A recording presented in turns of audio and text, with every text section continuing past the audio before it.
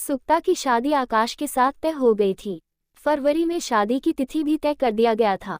दादी की चहेती पोती थी, इसलिए दादी हमेशा उसे अपने आंखों के सामने ही रखती थी। अब तो 2 महीनों में चली जाएगी, इसलिए दादी ने सबको वार्निंग दे दी कि सुक्ता कोई भी काम नहीं करेगी, मेरे साथ ही ज्यादा वक्त बिताएगी। सब हंसने लगे। दादी, आप भी सुक्ता के साथ दहेज में चले जाओ। ये सुनते ही वे गुस्से से सबकी तरफ देखती थी। ऐसा कहीं होता है क्या? जैसे होता तो शायद वे चली भी जाती। एक दिन जब दादी सुक्ता से बातें कर रही था, उन्होंने आंखों में आंसू भरकर कहा, बेटा अब ससुराल ही तेरे लिए सब कुछ है। जाते ही अपनी मनमानी करने की न सोचना, पहले सबका दिल जीतना, फिर अपने आप ही सब तेरे आगे पीछे घूमेंगे। प्यार से रहेगी तो सबका प्यार तुझे मिलेगा। वैसे मुझे फिक्र करने की जरूरत नहीं है, तुझे बहुत ही अच्छे संस्कार मिले हैं।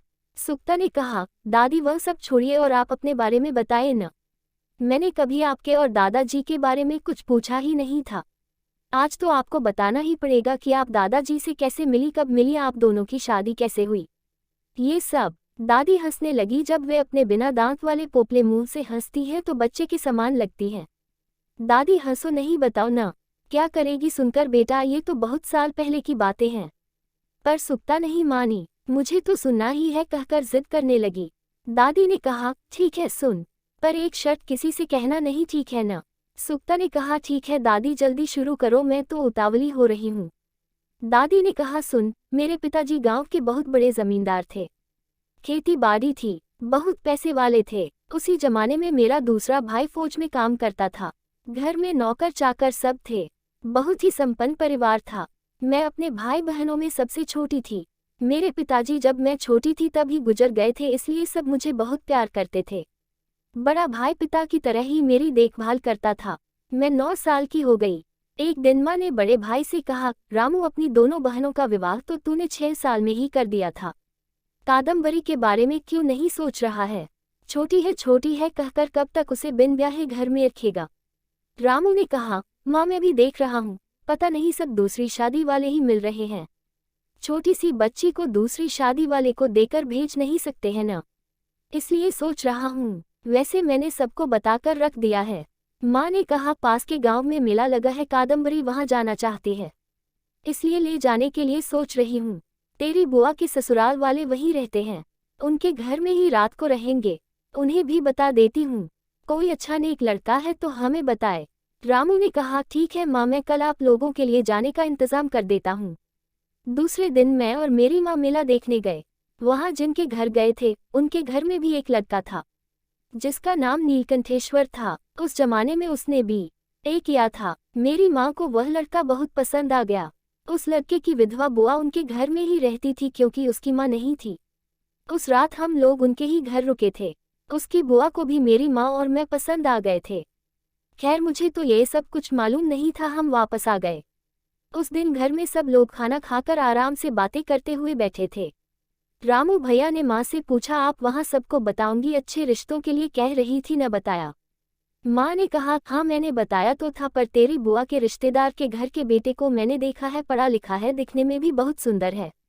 उसका नाम नीलकंठेश्वर है। उसकी बुआ को भी कादम्बरी पसंद आई है, बात चलाकर देखो। रामू ने, ठीक है माँ, मैं उनके बारे में पता लगाता हूँ। कुछ दिनों बाद फिर घर के लोगों की बैठक बैठी। भाई ने कहा, इसके लिए अच्छे रिश्ते ही नहीं मिल रहे। मैं माँ की गोद में सोकर उनकी बातें सुन रही थी। मैंने कहा, नीलकंठेश्वर के साथ मेरी शादी करा दो ना, मुझे वह बहुत पसंद आया है। सब जोर से हंसने लगे। उस समय इतनी समझ भी नहीं थी कि कैसी बातें करनी है, बस घर वालों की तकलीफ देखकर कह दिया। भाई ने कहा, उनके पास ज्यादा पैसे नहीं है, उसकी तो अभी नौकरी भी नहीं है। तो मैंने कहा, आपके पास है ना, आप दे दो या नौकरी दिला दो। परिवार वालों ने भी सोच समझकर मेरी शादी नीलकंठेश्वर से करा दी। कादम्बरी अभी छोटी थी तो ससुराल भेजकर फिर वापस घर बुलाया गया। कादम्बरी के भाई नीलकंठेश्वर को स्कूल की नौकरी दिलाना चाहते थे, परंतु उसे वह नौकरी पसंद नहीं थी। उसे मालूम था कि उसकी पढ़ाई से उसे बहुत अच्छी नौकरी मिल सकती है।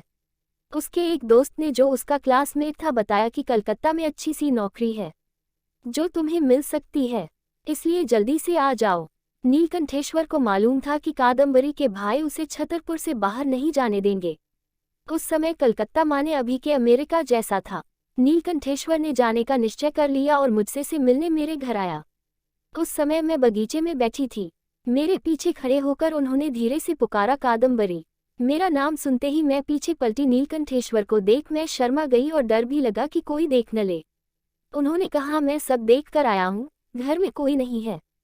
फिर कहा, सुनो, मैं कलकत्ता जा रहा हूँ, मुझे वहाँ नौकरी मिल रही है, जैसे ही मैं घर ले लूँगा तुम्हें आकर ले जाऊँगा, यह मेरा वादा है। जब मैं कल से नहीं दिखूंगा तो तुम्हारे भाई और मेरे घर वाले कुएं, नदी, नाले सब जगह मुझे ढूंढने की कोशिश करेंगे, पर तुम अपना मुंह नहीं खोलना, कुछ नहीं बताना। उनका रोना धोना भी चलेगा, कोई बात नहीं, मैं आ जाऊंगा, मुझ पर भरोसा करो। परंतु अगर किसी से कुछ कहा या उन्हें हिंट भी दिया तो मैं तुम्हें कभी भी नहीं ले जाऊंगा, कहकर चला गए। नीलकंठेश्वर ने जैसे कहा वैसे ही घर के सारे लोग सब जगह ढूंढने लगे। मुझे हंसी आ रही थी, पर उनकी बात मुझे याद आते ही दुखी होने का नाटक करती थी।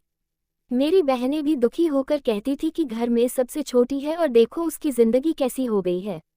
मैं कविता लिखती थी, मन के विचारों को चुपचाप कागज पर लिखती रहती थी।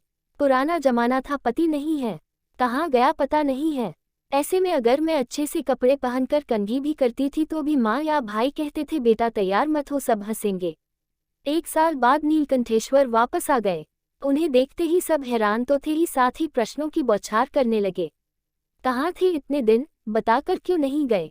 नीलकंठेश्वर ने सबको शांत कराया और बताया कि अभी उसे कलकत्ता में नौकरी मिल गई है, 12 रुपये महीने में मिलेंगे।